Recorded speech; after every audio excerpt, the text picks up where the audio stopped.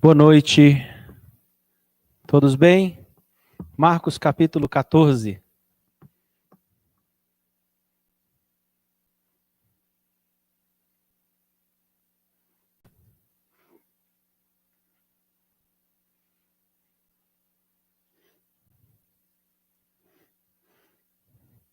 Talvez alguns já se perguntaram, 72 versículos? Não, até o 31, tá, gente? Eu vi que alguns folhearam aí, será que vai ser mais? Vamos dividir esse aí, do verso 1 até o verso 31. Meu desejo é que enquanto a palavra do Senhor está sendo pregada, a nossa adoração esteja sendo reorientada. Essa tem sido uma verdade em todos os nossos encontros que nós estudamos a palavra, no grupo de aconselhamento bíblico, na roda de leitura, no grupo dos jovens, ontem com os adolescentes à noite, onde a gente tem sentado para estudar a palavra. O conceito principal é que enquanto a palavra é pregada, ela reorienta a nossa adoração. O pecado nos estragou, o pecado nos fez adorar a nós mesmos, a alguém ou alguma coisa. E a palavra de Deus, que é o próprio Deus falando conosco, tem a capacidade e o poder de consertar a nossa adoração própria e nos fazer novamente adorar ao Senhor. Graças a Deus por isso. Então, enquanto você ouviu o sermão hoje, eu quero que a sua mente esteja o tempo todo conectada nessa verdade. Enquanto eu estou ouvindo, eu estou sendo ensinado, corrigido, repreendido, educado para a justiça, e a minha forma de adorar o Senhor está sendo reorientada, está sendo consertada. Tá bom?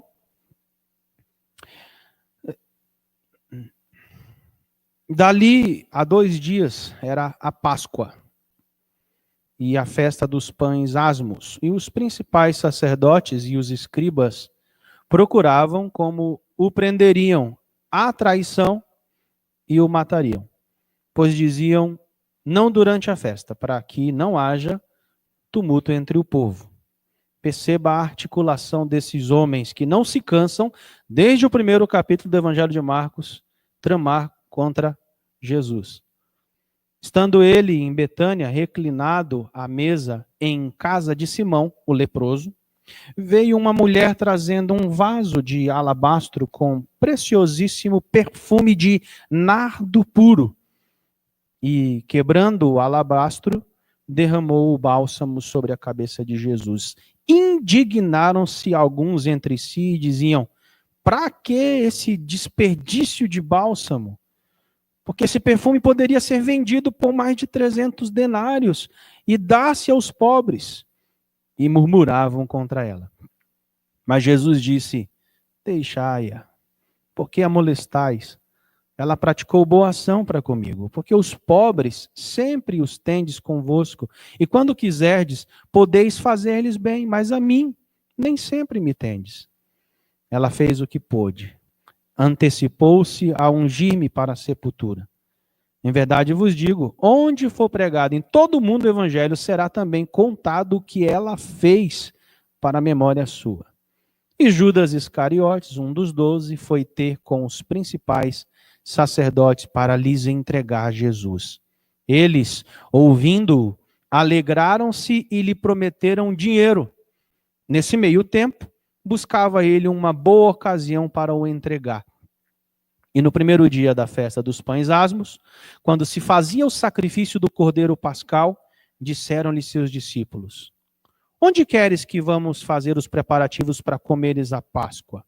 Então, enviou 2 dos seus discípulos, dizendo-lhes, ide à cidade e vos sairá ao encontro um homem trazendo um cântaro de água. Seguiu e dizei ao dono da casa, onde ele entrar, que o mestre pergunta, onde é o meu aposento no qual hei de comer a Páscoa com os meus discípulos? E ele vos mostrará um espaçoso cenáculo mobilado e pronto. Ali fazer os preparativos. Saíram, pois, os discípulos, foram à cidade e, achando tudo como Jesus lhe tinha dito, prepararam a Páscoa. Mas ao cair da tarde, foi com os 12. Quando estavam à mesa e comiam, disse Jesus, olha, em verdade eu vos digo que um dentre vós, e que come comigo, me trairá. E eles começaram a entristecer-se e dizer-lhe um após o outro: porventura sou eu? Respondeu-lhes: é um dos 12, o que mete comigo a mão no prato. Pois o Filho do Homem vai, como está escrito a seu respeito. Mas ai daquele por intermédio de quem o Filho do Homem está sendo traído. Melhor lhe fora não haver nascido. Misericórdia. E enquanto comiam, tomou Jesus um pão e, abençoando-o, partiu e lhes deu, dizendo: tomai, isto é o meu corpo. A seguir tomou Jesus um cálice e, tendo dado graças, o deu aos seus discípulos e todos beberam dele. Então lhes disse: isto é o meu sangue, o sangue da nova aliança, derramado em favor de muitos. Em verdade, eu vos digo que jamais beberei do fruto da videira, até aquele dia em que o hei de beber novo no reino de Deus. Tendo cantado um hino, saíram para o Monte das Oliveiras. Então lhes disse Jesus: todos vós vos escandalizareis, porque está escrito: ferirei o pastor e as ovelhas ficarão dispersas. Mas depois da minha ressurreição, irei adiante de vós para a Galileia. Disse-lhe Pedro, olha o Pedrão aí, gente: ainda que todos se escandalizassem, eu jamais. Respondeu-lhe Jesus: em verdade eu te digo que hoje, nessa noite, antes que 2 vezes cante o galo, tu me negarás 3 vezes. Mas ele insistia com mais veemência: ainda que me seja necessário morrer contigo, de nenhum modo te negarei. Assim disseram todos.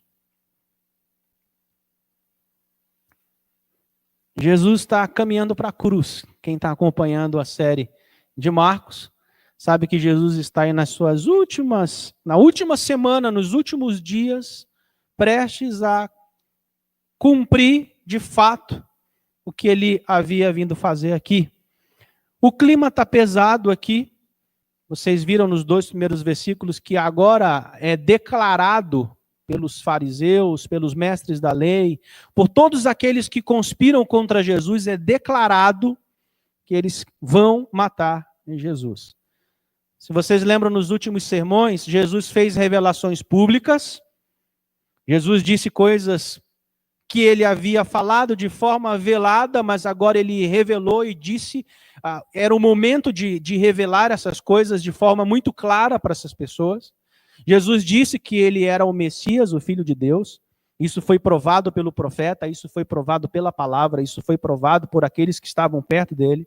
Jesus faz algumas profecias a respeito do futuro. Domingo passado nós ouvimos uma, que Jesus disse que aquele templo, que os discípulos estavam encantados com aquela coisa tão suntuosa, ele disse: por que vocês estão empolgados com isso? Porque senão vai ficar pedra sobre pedra. E isso provoca naquela turma uma reação mais forte. Esse homem já falou tanta coisa, quem é ele agora para dizer que também o nosso templo, o nosso lugar de adoração vai cair? Com qual autoridade esse homem fala? Mesmo vendo toda essa autoridade de Jesus durante toda a sua história, alguns ainda negam a autoridade e que ele é o Messias. Então, seus inimigos aqui estão prestes a matá-lo. Se vocês revisarem as últimas mensagens, há um clima religioso, um clima político, um clima social muito tenso. As pessoas estão bem agitadas aqui. Se a gente quiser contextualizar um pouquinho, basta a gente pensar no que está acontecendo nas eleições dos Estados Unidos da América e daqui a 2 anos no que vai acontecer nas nossas eleições aqui. Lembram como que as coisas ficam extremamente agitadas? Todo mundo à flor da pele, e a gente não pode se perder nesse meio aí, tá, gente? A gente tem que manter a nossa postura de cristão. Já falamos isso em uma outra mensagem, mas está assim, o clima está assim. Jesus está passando pelo caminho, ainda cura gente, ainda ensina, ainda liberta, mas a coisa está como uma panela de pressão, está prestes a estourar. O governo está dizendo: tenham cuidado como vocês vão pegar esse homem aí. Saibam a hora certa. Planejem bem. Aqui Jesus e os seus seguidores estão num contexto absurdo de pressão. E interessante que não é só Jesus que está nesse contexto, mas também Aqueles que seguem Jesus. Se a gente trouxer para o nosso dia, esses seguidores somos nós. Isso nos mostra que aqueles que vão seguir a Jesus precisam, em algum momento, estar prontos para dar respostas diante das pressões cada vez maiores que nós vamos ter, no caso aqui deles, com a iminente morte e a ressurreição de Cristo. Eu fiquei pensando, essa semana eu indiquei para vocês um filme chamado Paulo de Tarso, que faz parte de uma coleção bíblica, não sei quantos de vocês tiveram a oportunidade de assistir, é um filme antigo, de 2001. Mas depois que Jesus parte para o céu, irmãos, vocês conseguem imaginar o que são aqueles homens que viveram tantos anos ao lado dele, vendo Jesus, caminhando com Jesus, e agora Jesus não está mais presente ali fisicamente? Pensa em uma pessoa que foi importante para você e você era muito próximo dessa pessoa e de repente essa pessoa partiu e você em algum momento percebeu que perdeu o chão. É uma comparação muito pífia diante da pessoa de Jesus. Mas só para você ter uma ideia do que é esses homens estarem caminhando, vendo Jesus fazer os milagres, vendo Jesus cumprir o ministério dele e de repente eles não têm mais a pessoa física. Mas eles têm a promessa do Espírito Santo de Deus para eles lá. Imagine, por exemplo, o que é falar da ressurreição numa sociedade que não acredita nessa doutrina por ter uma mente influenciada pelo pensamento grego da época, que não aceitava muito bem essa ideia de corpo e alma. Conseguem imaginar? É por isso, esse é um dos principais motivos pelo qual o apóstolo Paulo ele é preso e ele é morto. Porque ele começa a pregar sobre a ressurreição. Um homem que antes não acreditava em Cristo, agora prega sobre a morte e a ressurreição de Cristo. Como que esse homem virou a casaca? Como que esse homem mudou de lado? Lá no capítulo 17 de Atos, é isso que está acontecendo. Ele está conversando com os filósofos, com os pensadores da época, e ele entra com a proposta da ressurreição. Eles falam, esse aí é um tagarela, esse homem não sabe o que ele está falando. Então era esse contexto que estava ocorrendo aqui nesse momento. Ser cristão aqui tinha suas implicações que eu penso que não são tão diferentes do nosso tempo. Ser cristão naquela época significava declarar-se seguidor de Cristo, era abandonar, por exemplo, a autoridade do Estado como seu principal governador. Eu tenho um governador supremo, não é o Estado que é o meu governador supremo, não é o presidente, o prefeito e o governador, embora nós tenhamos que obedecer às leis, como obediência à própria palavra de Deus, mas não era o governador nem a autoridade política suprema. Sempre foi Deus. Agora, dizer isso para o Estado era uma coisa, dizer isso para o Estado era você querer perder a sua cabeça. Declarar-se cristão naquela época, seguidor de Cristo, era denunciar, por exemplo, que os sacerdotes, os escribas e mestres da lei, eles estavam pregando o evangelho falso. Já pensou chegar naquela hora e dizer assim, o que vocês estão pregando diante daqueles que eram a representação religiosa da época e dizer o que vocês estão pregando é falso? É opressor. É totalmente desacreditado porque não condiz a teoria de vocês com a prática. Era confrontar os líderes religiosos. Declarar-se seguidor de Cristo era, por exemplo, perder a sua família e sua posição. Era falar que era cristão e não poder mais voltar para casa, talvez. Era ficar sem ninguém por perto, sem nenhum tipo de apoio. Declarar-se seguidor de Cristo era assinar, em alguns casos, a sua futura sentença de morte. Você vai lembrar que no início da igreja ali, um dos mártires é Estevão, que morre apedrejado. E quantos outros irmãos morreram por essa causa? Se vocês observarem comigo, irmãos, os versos 1 e 2, vocês vão perceber que já tem um grupo aqui que já se posicionou. Quem quer caminhar com Cristo precisa se posicionar. Aqui nesse texto, nos versos 1 e 2, tem um grupo que não quer caminhar com Cristo e já se posicionou. Esse grupo disse, nós vamos matar Jesus, nem que isso custe o nosso sangue, nem que isso seja o único ponto comum que nos una. Não sei se vocês lembram, mas quando o Edeilton pregou aqui, ele falou sobre herodianos, sobre publicanos, sobre fariseus, sobre várias vertentes que não se entendiam em algumas coisas, mas eles conseguiram se entender para uma coisa, que era o quê? Matar Jesus. A gente é inimigo para tudo, certo? Mas se for para matar Jesus, a gente é amigo. Era mais ou menos assim. Nesse contexto, esses homens estão prontos para abafar a verdade. Os principais sacerdotes e os escribas, eles não queriam e não poderiam ser desmascarados. E Jesus vem para desmascará-los, para mostrar qual era a verdade, e eles falam em nome de uma falsa verdade que oprime, que humilha o povo, que coloca uma lei absurda, uma lei que não existe sobre aquele povo, simplesmente para manter o povo escravizado às suas próprias necessidades, às suas próprias conveniências. Eles preferiam ver o povo sofrer a dar-lhes um libertador. Irmãos, onde que há bondade nesse tipo de tese? Eu prefiro que você sofra a lhe dar um libertador. Eu prefiro matar o Salvador. Eu prefiro abafar a verdade do que vocês sejam libertos. Eles preferiam, por exemplo, vocês vão lembrar, já ali nos últimos dias de Jesus, eles preferiam ver um ladrão solto que fizesse mal e injustiça à sociedade, como é o nome desse ladrão aí? Barrabás, do que um santo solto que fizesse justiça e salvasse a humanidade. Era esse o contexto em que Jesus estava inserido. Eles viviam uma vida de mentira, de tramas, eles eram maldosos, eles eram mentirosos, eles buscavam glória própria e satisfação dos seus prazeres. O texto que nós acabamos de ler, irmãos, nos leva à grande verdade, a uma grande verdade nessa noite, que tem sérias implicações para aqueles que decidem caminhar com Cristo. Jesus, ele sempre foi muito claro sobre o que significava caminhar com ele. Ele nunca enganou ninguém. Ele, em outros evangelhos, ele diz, olha, se você quiser caminhar comigo, calcula a tua decisão. Não simplesmente levanta a mão, pensa no que você está fazendo. Né? Como se alguém que vai para uma guerra e se planeja, como alguém que vai fazer uma construção e faz ali o orçamento para depois não parar no meio da construção. É isso que Jesus ele diz para a gente. Aqueles que decidem me seguir precisam fazer um cálculo para tomar uma decisão convicta, uma decisão certa.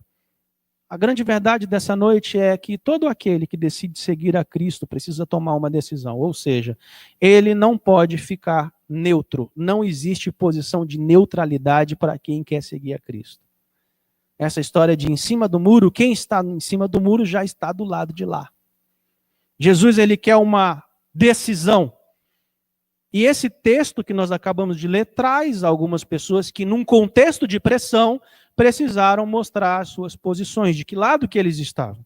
Diante da pressão absurda que os nossos irmãos aqui já sofriam, Marcos, aqui ao discorrer a última semana de Jesus, vai nos mostrar 3 personagens, dos quais nós somos um. Eu não sei qual que você vai chegar à conclusão, quem é você no final. Pelo menos um você vai ter que dizer, eu sou esse aí, ó. Talvez seja 2. Não tem como ser 3. Só pode ser 2 ou só pode ser 1. Quem somos nós quando nós somos pressionados por causa do nome de Jesus? Como que nós reagimos quando a nossa fé em Cristo Jesus ela é testada por questões políticas, por questões sociais, por questões religiosas, por questões familiares, por questões filosóficas, por diversas questões?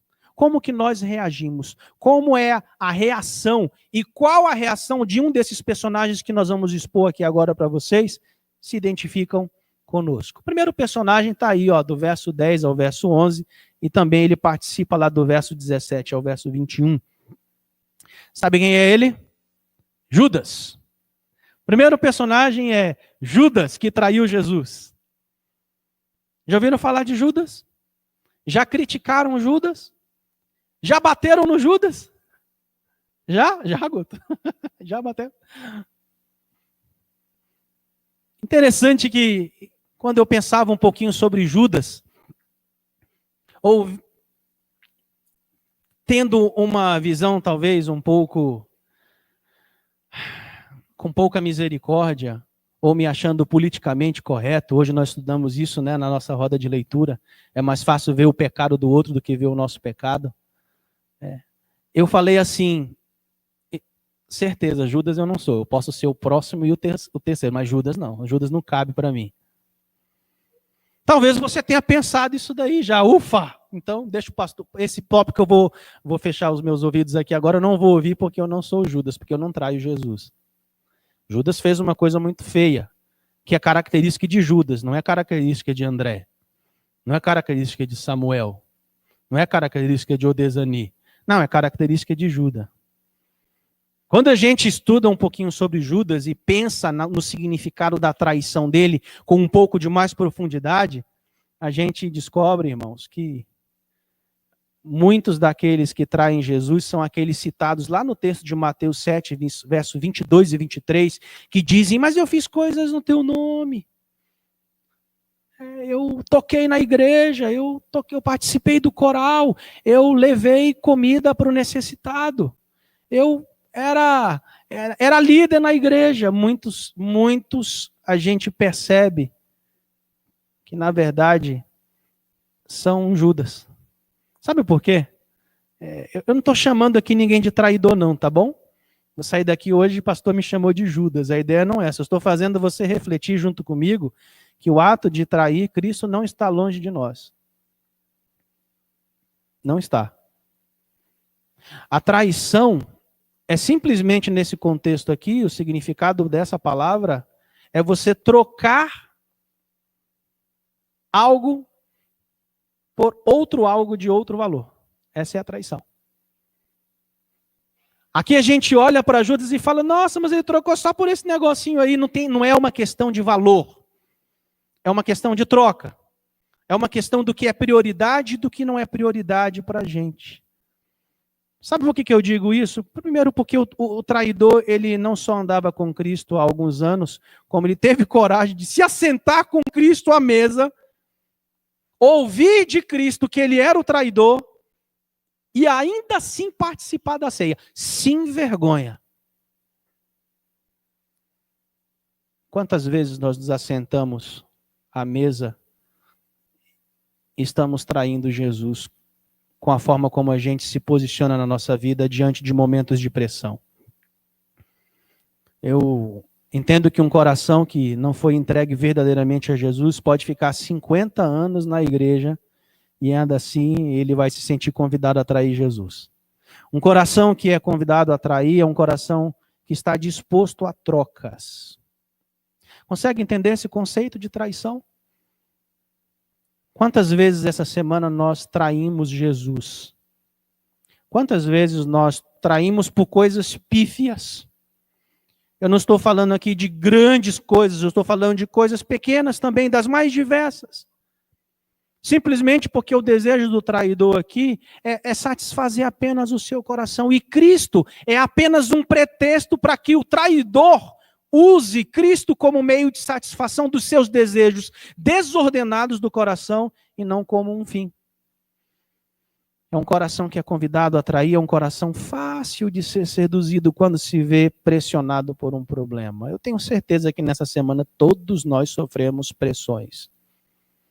No trabalho, no relacionamento conjugal, no relacionamento com os filhos. Nós sofremos pressão na sociedade essa semana.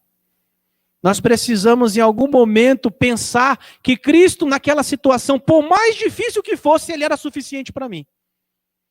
É possível que muitos de nós não conseguimos dar esse passo de maturidade na vida cristã e trocamos Cristo em algum momento. Perdemos o controle. Demonstramos que Cristo não estava conosco. Nos juntamos àqueles que se assentam na roda dos escarnecedores. Fizemos como eles. Isso é trair Cristo. Está vendo como é mais fácil ver a traição no Judas e se esquivar de um movimento de traição? Quantos de nós essa semana dizíamos que Cristo era suficiente para nós e agimos como se Cristo não fosse suficiente para nós?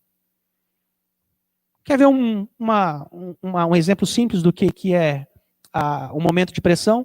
Você está buscando uma cura, por exemplo, por muitos anos, muitos momentos, você já tentou de tudo, como aquela mulher cirofenícia, como aquela mulher lá do fluxo de sangue, tentou de tudo. Aí eu não consegui pelo meio de Jesus. aí eu vou buscar essa cura em outros lugares, porque em algum momento eu estou dizendo que Cristo não é suficiente, ele não tem poder para resolver o meu problema. Aí a gente começa a buscar em outras fontes. Isso é trair a suficiência de Cristo. Nós somos muito bons para dizer que Cristo é suficiente para nós, mas quando nós nos vemos em situações de pressão, parece que a gente pula fora. Cristo é suficiente para você? Ou você tem alguns planos B, planos C, uma reserva, uma âncora. Não, se não der com Cristo, aqui no meu trabalho dá, porque eu me garanto. O meu trabalho ele é suficiente para mim. Não, se não der com Cristo, eu tenho um amigo que pode me ajudar. Não, eu tenho o pastor.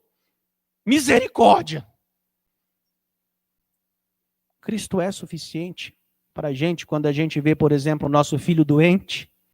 E a gente pede cura e não vem.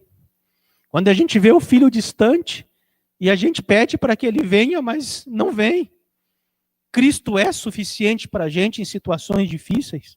Ele é de fato exclusividade nas nossas atitudes, nos nossos comportamentos. Se ele não é suficiente, irmãos, nós estamos traindo Cristo. Nós estamos trocando Cristo por outras coisas. E é nesse sentido que a palavra de Deus ela vem para nos consertar. É nesse sentido que ela vem para nos desnudar e dizer, olha, se Cristo não é suficiente para você, André, com 39 anos de igreja, está na hora de parar, formatar o HD e começar de novo. Cristo é suficiente para você? Quando ele não é suficiente, irmão, sabe o que acontece? A gente começa a criar uma teia de compensações, que a gente vai se enrolando como uma bola de neve e daqui a pouco a gente não consegue mais sair de dentro dela. A gente busca compensação, alegria temporária, por exemplo, na pornografia, no consumismo, nas drogas. A gente começa a colocar nossa confiança e a gente diz para a gente, não, eu preciso de um pouquinho de sossego, eu preciso de um pouquinho de alegria. E aí, quando Cristo não é suficiente, eu vou buscar as alegrias em coisas que estão totalmente contrárias à proposta de vida dele para a gente. E a gente vai se fechando numa pseudo-sensação de que a gente está se aliviando, e não é isso, a gente está se enrolando.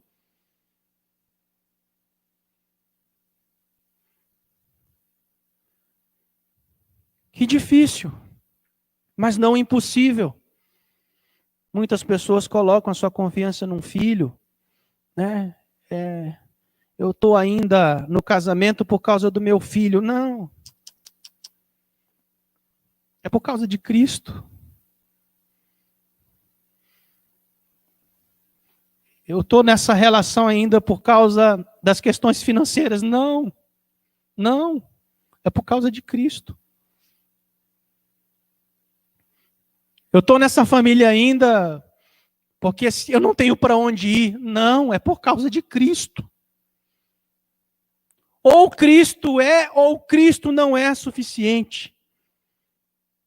Tem gente que coloca a expectativa nas promessas da promoção do chefe, nas finanças. Ano que vem as coisas vão melhorar. Cuidado. Porque se não melhorarem e Cristo não for a nossa expectativa, a gente vai entrar num processo muito ruim em 2021. A gente não sabe o que vem pela frente, irmãos. Mas uma coisa eu sei, Cristo está presente em todos os anos, em todas as épocas, dizendo, eu estarei convosco até a consumação dos séculos. Cristo está presente. E a minha expectativa para 2021, juntamente com você, 2022, 2023, 2030, até que ele volte para nos buscar, precisa ser Cristo. Porque se não for Cristo, nós vamos trair Cristo com outras coisas. Isso é trair Cristo. É ancorar a nossa confiança em pessoas ou coisas que julgamos ser melhores que Cristo. Se Cristo não é suficiente para nós, nada nesse mundo será. É mesmo que a gente supor, diante de algum problema, algo do tipo assim, irmãos. Tem outra saída mais fácil que não passe por Jesus, pela Bíblia, pela palavra? Porque o Senhor só fala da Bíblia, da palavra. Não tem uma outra coisa mais prática, mais assim que eu possa resolver? Muitas vezes são essas falas que eu escuto em aconselhamento com muitas pessoas desesperadas. E eu até entendo o desespero. Mas só há um caminho. E esse caminho, ele é apertado, mas ele é eficaz. E esse caminho se chama Cristo. A nossa relação com Cristo nos dá suporte para viver no tempo das adversidades. Eu tenho certeza que você provou desse Cristo nessa semana. Você até foi tentado a trocá-lo. Até trocou. Mas a boa notícia é que talvez haja um convite para você colocar hoje de novo. Fazer de novo. Vou colocar todas as minhas expectativas em Cristo. Ainda que a figueira não floresça e a vide não dê o seu fruto. Entende?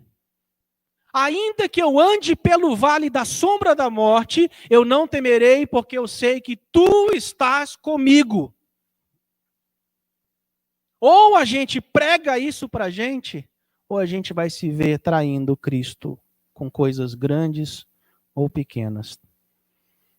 Trair Cristo. Ai, irmãos, a situação de desespero é uma coisa muito complicada. E nós precisamos sim nos compadecer com o sofrimento do outro, mas muitas vezes a pessoa vem com uma expectativa de uma direção e a gente fala, eu tenho Cristo. Aí a pessoa olha assim, sai desacreditado do encontro. Só tem isso. Não entendeu. Na verdade, você tem tudo. Você tem tudo. Você tem o Senhor do Salmo 23, que diz, o Senhor é meu pastor, nada me faltará, não falta nada, porque eu tenho já tudo em Cristo Jesus. Ele é suficiente para mim. Trair Cristo é trocá-lo por qualquer coisa de qualquer valor. Judas agiu assim, em meio à pressão da época, ele se fez indiferente a Cristo. Na oportunidade que o seu coração ainda não tinha sido alcançado verdadeiramente por Cristo. E ele teve essa oportunidade, viu, irmãos?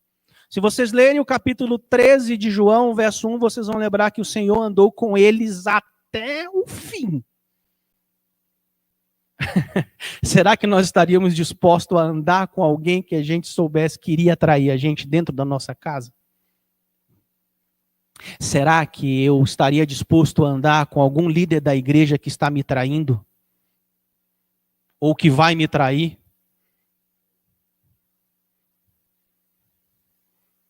Jesus andou. E ele diz assim para a gente, então vocês vão ter que andar. E o nome disso é amor sacrificial. A maneira de Cristo. Judas agiu assim, teve a sua oportunidade, mas não recuou. E aí é fácil ver algumas características aqui no texto. Judas era um cara desleal. Tá? Diz o verso 10, e Judas Iscariotes, um dos 12, foi ter com os principais sacerdotes para lhes entregar a Jesus. Ele era um dos 12, ele foi amado por Jesus, ele andou com Jesus, ele ouviu, ele viu milagres de Jesus, mas ele perdeu a maior oportunidade da vida dele. Sabendo da trama, quando ele viu a oportunidade de alimentar um pecado dele, porque além de ser desleal, ele era ladrão. O Deus dele era o Deus do dinheiro. Quando ele viu uma oportunidade de ganhar alguma coisa, ele foi e se lançou nessa oportunidade e traiu o nosso Salvador. Ele era avarento. Diz aí no verso 11, e eles, ouvindo-o, alegraram-se e lhe prometeram dinheiro. O evangelista Mateus, ele aponta a motivação de Judas em procurar os principais sacerdotes. Ele diz, que me quereis dar? E eu posso entregar para vocês. Eles disseram, vamos pagar algumas moedas de prata para você.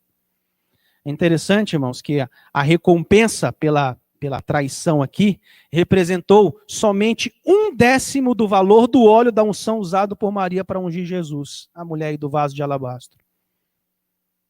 O dinheiro recebido por Judas era o preço de um escravo ferido por um boi.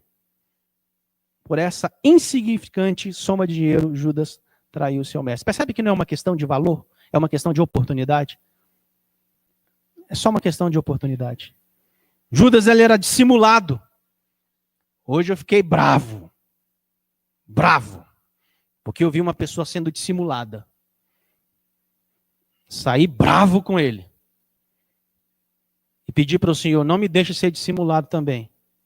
Porque é muito ruim sofrer o prejuízo. Fui na feira do Mandaqui. Carol deixou o celular cair sem querer lá. Chegamos em casa, o celular não estava aqui. Fizemos o caminho da volta, chegamos lá. Claro que o celular não vai estar lá. Achamos onde estacionamos o carro, a capinha do celular. Perguntamos aos rapazes que nós demos dinheiro para eles, inclusive antes de vir para casa, por terem vigiado o carro. E um deles disse assim, nem lembro de vocês. A frase dele me disse que ele lembrava da gente. E me disse com quem estava o celular.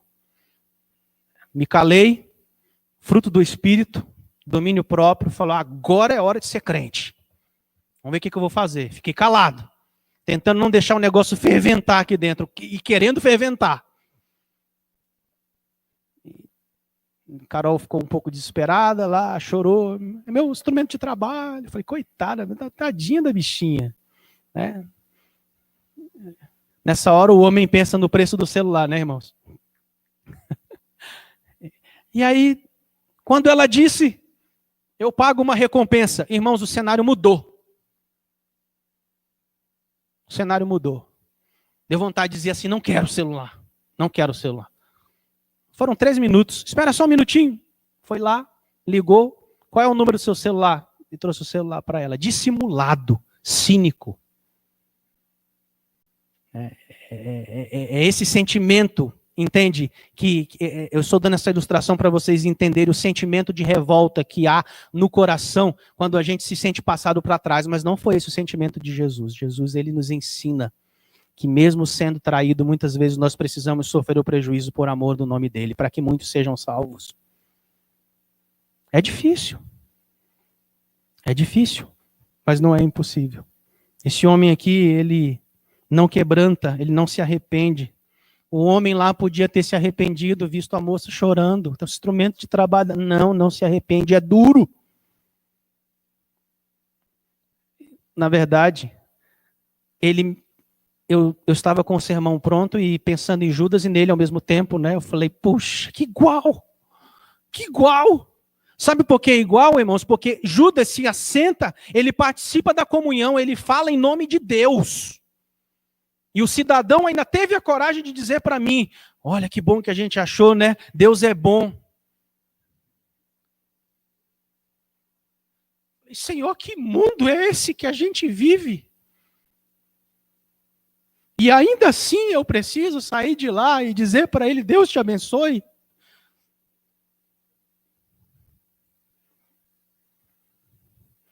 Judas era dissimulado, era desleal, ele era avarento.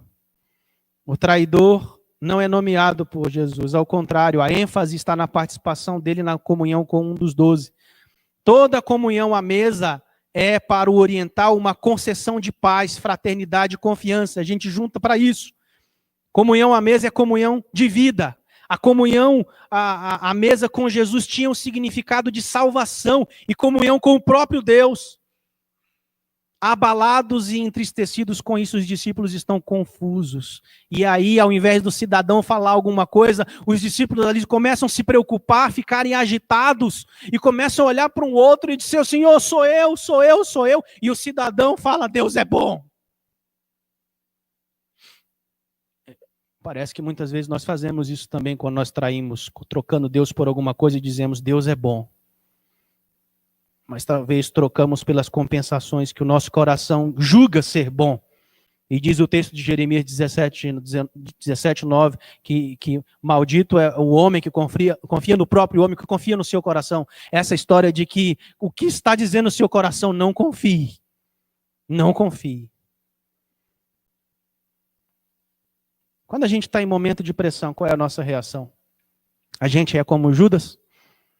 Um coração que não se confessa todos os dias, irmãos, e pede ajuda ao Senhor, sabendo que sozinho ele não vai dar conta das pressões que o mundo vai colocar e que já nos coloca, dificilmente resistirá ao ato de trair Jesus. Eu não terminei a mensagem, mas eu quero orar com vocês agora. Se nós traímos Jesus, eu quero, juntamente com vocês agora, nesse primeiro ponto, pedir misericórdia ao Senhor. Vamos fazer isso agora? Pode baixar a cabeça, você que está em casa escutando. Feche os seus olhos também. Vamos juntos pedir misericórdia ao Senhor.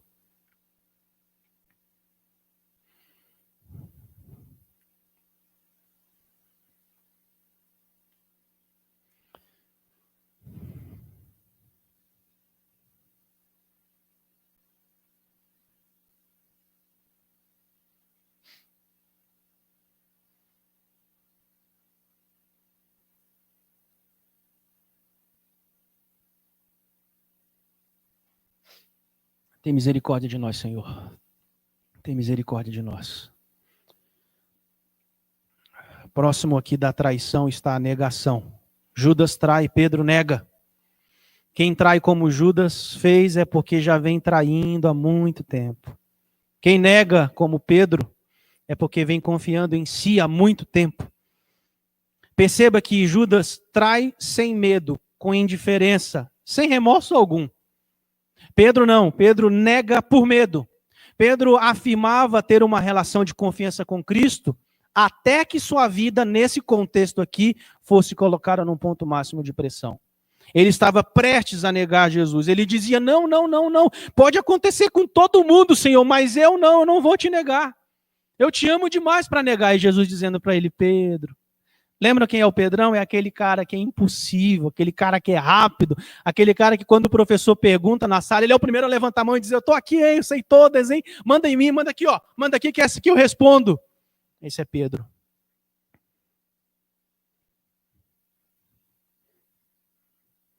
Parece que se escapamos de trair, não sei se você foi aprovado no ponto 1, nós não, muitas vezes podemos não escapar de negar, porque a linha aqui é muito fina. Sabe por quê? Porque a motivação aqui ela está ligada ao nosso ego. Os mais fáceis de negar a Jesus não são homens e mulheres que demonstram suas limitações e fraquezas. Pelo contrário, são aqueles que não baixam a guarda. Gente muito forte. Eu não vejo o evangelho apresentando gente muito forte, não. Eu vejo o evangelho de gente que confessa, eu sou estragadinho, eu sou ruim, mas o meu Salvador, ele é melhor. E por isso ele pode me tornar melhor. Porque onde abundou o meu pecado, superabundou a graça dele. Aquilo que eu não consigo resolver, quando o Espírito Santo me visita, ele consegue resolver.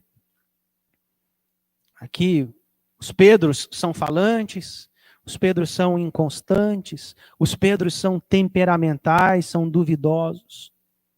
Todos esses comportamentos são resultados de um homem que tem autoconfiança. Irmãos, basta puxar a ficha de alguns personagens do Antigo Testamento, vocês vão ver que homens para nós, que nós ensinamos que têm uma coragem absurda, são os primeiros a se esconderem nas cavernas como se fossem uns ratinhos quando eles se veem em situação de pressão, é ou não é? Davi escreve o Salmo 3, o Salmo 4. Ali, morrendo de medo. Tudo bem que ele diz no final do Salmo, em paz eu me deito e logo eu pego no sono, porque eu sei que o Senhor está comigo, apesar de eu estar aqui com muito medo. Elias, 1 Reis 19. Depois de matar a turma toda, Jezabel chega para ele e fala assim, eu quero a tua cabeça. Não é dos teus colegas, eu quero a tua. Você não está entendendo. Hoje você vai perder a sua cabeça. O cara vai se esconder dentro de uma caverna e entra num processo de depressão, de tristeza profunda, fica desesperado, não come, não bebe, não dorme. Esses são os símbolos que nós pregamos, por exemplo, para as crianças, mostrando que são pessoas fortes. Na verdade, nenhuma dessas pessoas são fortes. Forte é quem habita nelas. Eu sempre digo isso para vocês a respeito de Davi. Na luta de Davi com Golias, Davi ele não é o vencedor, ele não é o lutador é o Deus dele. Ele fala, eu não vou para você te enfrentar com um pedaço de pau, com pedra. Eu vou te enfrentar em nome do Senhor dos Exércitos. Ele praticamente declara a falência dele. Ele fala, eu sou pequenininho, mas eu sei em quem eu confio. É assim que funciona para o cristão. Golias é o gigante. Davi é um uma expressão, uma representação de Cristo que luta por nós os nossos medos, da raiz de Davi. E o povo, lá atrás, na verdade, o povo somos nós. Às vezes a gente se coloca como Davi, né?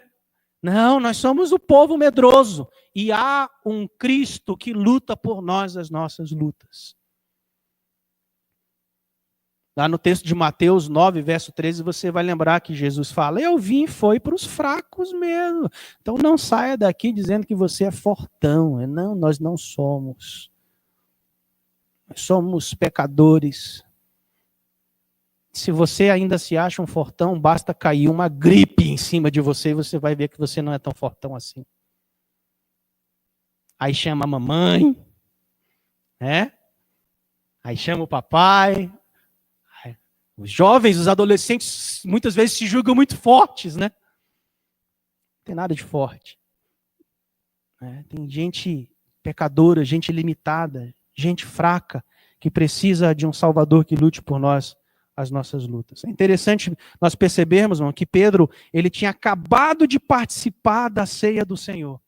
Diz o texto que Jesus abençoa, parte o pão, ele toma o cálice e dá graças, ele mostra aos discípulos os símbolos do seu corpo e traz ali para eles uma lição, onde todos eles deveriam colocar suas expectativas naqueles símbolos, no sentido de que aqueles símbolos eram a própria representação da presença de Cristo entre eles. Olha, daqui a alguns dias eu estou partindo para o céu, tá certo? Mas eu vou deixar para vocês alguns símbolos que vão representar o meu corpo e meu sangue, e vocês vão fazer isso continuamente até a minha volta, para que quando vocês fizerem isso, vocês lembrarem que eu estou entre vocês.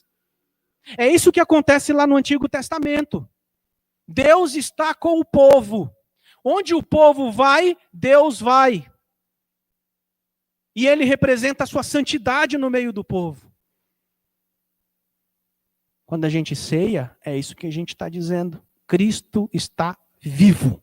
Cristo se faz presente entre nós. Cristo aponta para o futuro. Ele está dizendo para mim que eu posso confiar nele porque ele vai me levar em segurança até o futuro. Seja ele voltando antes para mim ou seja ele voltando para buscar os salvos em Cristo Jesus. Mas eu me confesso fraco. Eu me confesso necessitado. Parece que os discípulos aqui não conseguiram perceber isso. Pedro era um deles. Jesus tinha acabado de trazer esse ensinamento fundamental para eles. Nos próximos dias, irmãos, Jesus ia morrer e não ia ter mais Jesus fisicamente, não. Eram mais ou menos 40 dias que as pessoas iam tentar abafar de qualquer jeito a história de Jesus Cristo. Eram mais ou menos 40 dias que as pessoas iam falar na cara deles, se Jesus está vivo, cadê? Mostra, eu quero ver. Semelhante aos nossos dias.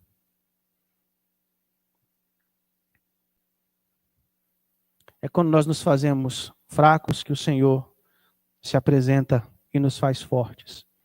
Da mesma forma, quando nós ceamos, esse é o significado. Caminhando um pouquinho mais no texto, vamos perceber que há outros também que negam Jesus. Ao citar o profeta Zacarias, Jesus diz que todos os apóstolos agora, sem exceção, vão se escandalizar com ele. Seria mais ou menos assim, irmãos, todos nós, essa semana, vamos nos escandalizar com Cristo. Aí você diz, não, que isso, pastor, que isso? Não, comigo não. Essa semana eu estou colado com o Altíssimo, impossível, né, eu me escandalizar. Não dá essa semana, não. Pode ser até na outra, mas essa não. Essa autoconfiança, entende, irmãos? Eu acho que quando a gente analisa as nossas falhas, os nossos pecados, uma boa fala para o cristão é que eu estou sendo transformado. Eu estou num processo de transformação. Frase clássica ali da nossa roda de leitura. A regeneração, ela nos tira do mundo. E a santificação tira o mundo da gente. É isso que vai acontecendo gradativamente. Pedrão, aqui mais uma vez, como sempre, forte e apressado, considerou-se ali uma exceção. Ele julgou-se em algum momento que ele era melhor que os discípulos, os amigos dele ali de ministério. Ele pensou ser mais crente, mais forte, mais confiável que os seus amigos. Ele queria ser uma exceção na totalidade apontada por Jesus. Ele pensou jamais se escandalizar com Cristo. Ele achou que estava pronto para ir para a prisão e até para a morte. Mas Jesus aqui lhe revela a Pedro que naquela mesma noite a sua fraqueza seria demonstrada e suas promessas seriam quebradas.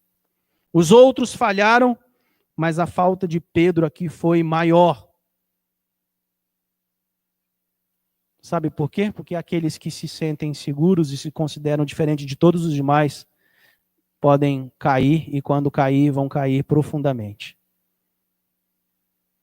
O apóstolo Paulo exorta lá em 1 Coríntios 10:12, numa igreja muito orgulhosa, numa turma que batia no peito e disse que se garantia.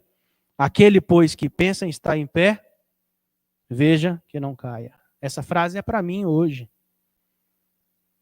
Essa frase é para a nossa consciência. Eu que penso estar em pé, cuidado para que eu não caia.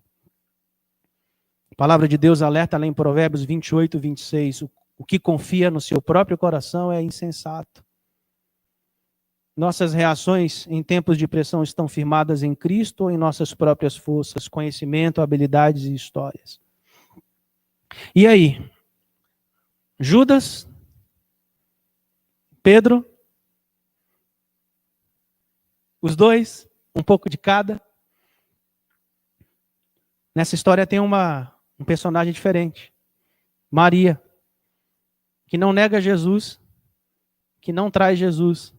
Pelo contrário, ela confessa Jesus e dá tudo o que ela tem para Jesus, mostrando que Cristo é suficiente para ela.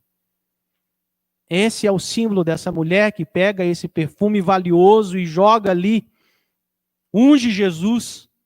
Ela está dizendo, eu não preciso de nada, faz esse teste com você agora. Você se garante? Quem te garante? Percebe? Que nessa perspectiva de fazer o teste de quem é a nossa garantia, a gente vai tentando sempre uma alternativa, né? Não, mas eu tenho isso. É por isso que muita gente agora, na época da pandemia, quando viu as suas reservas irem embora, ficaram desesperadas. Provaram em algum momento que a confiança não estava em Cristo, estava na reserva. Isso não significa que a gente não tem que fazer reserva. Mas a gente não pode colocar nem a expectativa na reserva. A gente precisa colocar no dono da reserva. Porque pode ser que há um momento que ele queira que a gente passe por necessidade. Para testar se ele é suficiente para nós. Aqui do verso 3 ao verso 9 há uma personagem chamada Maria que confessa Jesus. Mesmo diante das críticas que ela estava prestes a sofrer, vocês viram como tadinha dela, ela foi humilhada aí no versículo 4, verso 5, 6. Quem é essa doida? O que essa doida está fazendo? Como que ela tem coragem de entregar tudo para esse homem dessa forma? Ela deu o seu melhor para Jesus, por isso que ela atingiu esse alvo de ter uma boa reação no meio de pressão. Ela também estava no meio de pressão. Aqui era provavelmente um jantar motivado pela gratidão de Simão e Maria. E ela, num gesto pródigo de gratidão, quebra o vaso de alabastro e derrama o preciosíssimo perfume de nardo puro sobre a cabeça de Jesus. Interessante que essa mesma Maria, ela aparece apenas 3 vezes nos evangelhos e em todas as ocasiões essa mulher, sabe onde ela está, irmãos? Aos pés de Jesus.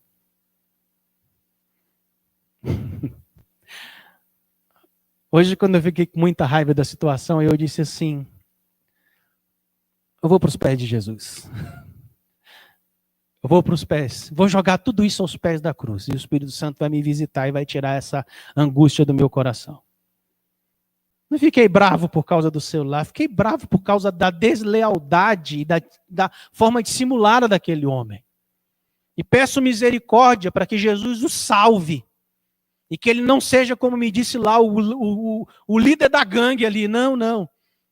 Que a salvação dele promova a salvação dos seus colegas também ali. Essa mulher, ela deu o melhor para Jesus. Ela sempre se colocava no meio das suas pressões, das suas crises. Ela aprendia com Jesus, ela chorava, ela agradecia a Jesus sempre aos pés dele. Ela se deu também sacrificialmente. Aquele perfume ali, irmãos, foi avaliado por Judas em 300 denários. Representava, sabe o quê? O salário de 1 ano de trabalho. Vou pegar o meu salário de um ano de trabalho e vou, esse ano, não quero nem saber o que vai acontecer aí pela frente. Eu vou entregar. Tem gente que não consegue entregar nem 10%, imagina 100%. Porque entra em crise com isso, né? Precisa ter crise. Sempre digo, o dízimo é um regulador de quem manda no teu coração, de quem é o dono das tuas finanças. É isso, esse é o princípio. Ela se deu sacrificialmente a Jesus. Maria, por desperdiçar dinheiro, ele desperdiçou, digamos assim, a sua própria vida. Em meio à pressão, Jesus, se doou mais ainda. Maria buscou agradar só ao Senhor. Ela demonstrou seu amor a Jesus de forma sincera e não ficou preocupada com a opinião das pessoas à sua volta. Ela não buscou aprovação ou aplauso das pessoas, ela nem recuou diante das suas críticas. Maria também demonstrou amor em tempo oportuno. Enquanto muitos choraram só depois da morte de Jesus, ela se prostra quando Jesus ainda está vivo. Ela demonstrou seu amor generoso a Jesus antes da sua morte e antecipou-se a ungí-lo lá para a sepultura. Muitas vezes nós demonstramos o nosso amor como Davi a Absalão, tarde demais. Muitas vezes nós enviamos flores depois que a pessoa morre, quando já não pode mais sentir o seu aroma. Por último, Maria foi elogiada pelo Senhor. E a gente termina por aqui. Jesus chama o ato de Maria de boa ação. E disse que o gesto dela ficaria registrado aqui para ser contado como exemplo mais tarde para todos que tivessem acesso a esse texto aqui. Interessante, irmãos, que as nossas reações diante de situações difíceis, elas produzem fruto para a glória de Deus. Se vocês pensarem em personagens do Antigo Testamento como Noé, que era um louco, que muitos consideravam louco, né? Ele era um projeto de Deus para a continuação da espécie humana. Tinha uma promessa passando pela vida dele. Se vocês lembrarem da clássica história de Daniel ali no meio daquele império, Nabucodonosor, aquele doido também. Se a gente parar para pensar, a reação de Daniel, irmãos, na época dele, trouxe uma evangelização para todos os povos daquela época. Vocês conseguem imaginar o que é aquele homem ser salvo daquela história lá da cova dos leões e daquela fornalha? O que aqueles homens representaram para uma sociedade que não acreditava que Deus estava presente? Mudou tudo. Já escutei de estudiosos que falam que os magos, os reis e magos ali dos capítulos iniciais de Mateus, são frutos do resultado de 400 anos antes ali, quando Daniel ele foi firme na presença do Senhor. Olha que coisa! Quantos irmãos no movimento de evangelização foram firmes, mesmo em meio às lutas, para que esse evangelho chegasse aqui a gente hoje? Agora é a nossa vez. Precisamos ser firmes. Precisamos sair daqui hoje à noite incomodados com essa palavra e fazermos uma análise profunda quando nós chegarmos em casa, no carro, irmãos. Cristo é realmente suficiente para mim? Cristo é a coisa mais preciosa que eu tenho? 3 reações diante das pressões. Um trai, um nega, outro confessa. Quem somos nós? Qual é a sua resposta para essa mensagem de hoje à noite? Vamos orar? Pedir misericórdia ao Senhor mais uma vez. Lembre que, ainda assim, o Senhor está disposto, Ele está aberto para aqueles que o traem. Viu? A palavra não para aqui. Talvez você sinta essa culpa pelo pecado, e devemos sentir mesmo, mas tem uma palavra de salvação. Se está traindo Jesus, Ele quer te atrair. Ele quer te salvar. Se está negando Jesus, ele quer te mostrar que Ele pode ser suficiente para a sua vida. Ele fez isso com Paulo, transformando Saulo em Paulo. Ele fez isso com Judas, caminhando com ele até o fim. Quer provar? Faz essa oração. Senhor, seja suficiente para mim. Parece que eu percebi hoje à noite que não é tão suficiente assim. Me ajuda essa semana a viver com mais profundidade, ser coerente com as músicas que eu canto aqui na igreja. Te louvarei, não importa as circunstâncias. Leva-me além, é isso que você está pedindo.